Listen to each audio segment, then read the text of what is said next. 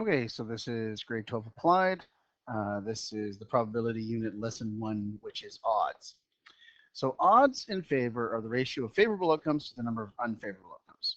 And the odds against, you just flip them around. You have unfavorable to favorable outcomes. So what does that mean when you're looking at a question? We'll look at the first example here. So Bailey holds all the hearts from a standard deck of 52 playing cards. So all the hearts would be 13 cards. He asks Morgan to choose a single card without looking. So what we want to know is we want to determine the odds in favor of Morgan choosing a face card. So if we just have the hearts, the face cards would be 3, right? Jack, Queen, and King. So there's 3 face cards. So the odds in favor would be 3 face cards and 10 non-face cards. So that's odds 4, right?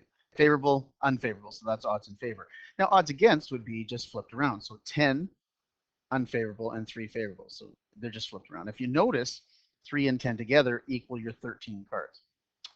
Okay, so example number 2. Research shows that the probability of an expected mother selected at random having twins is 1 in 32. So that is the probability, 1 over 32. So what are the odds in favor? So the probability of twins is 1 over 32, and the probability of not twins is 31 over 32. Okay, so let's look at favorable. So the odds in favor of twins, how many favorable? 1. How many unfavorable? 31. Now, if you look, 1 to 31 right here, if you add those together, you get your denominator or your total outcomes for the probability. So what are the odds against? So the odds against would just be flipped around. So 31 to 1. And again, they still total 32.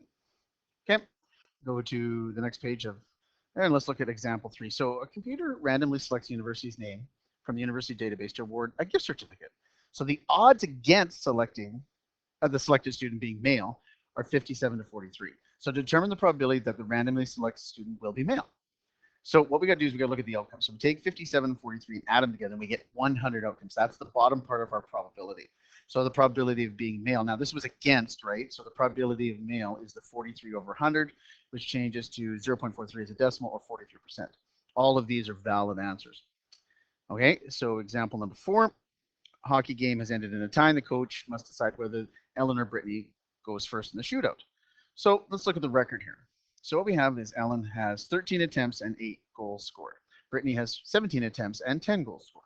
So let's look at odds to score. For Ellen, it's 8 to 5.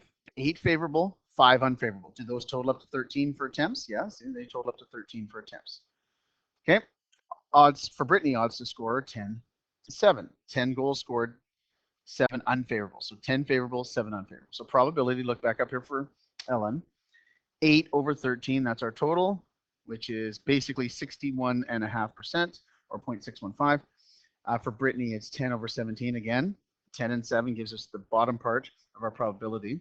So 10 over 17, which is 0.588, or 58.8. So who should go first? Well, Ellen should go first because she has a better or higher probability of scoring. Okay, so that's lesson 1. You can see at the bottom there's the textbook questions, so you can go ahead and do those.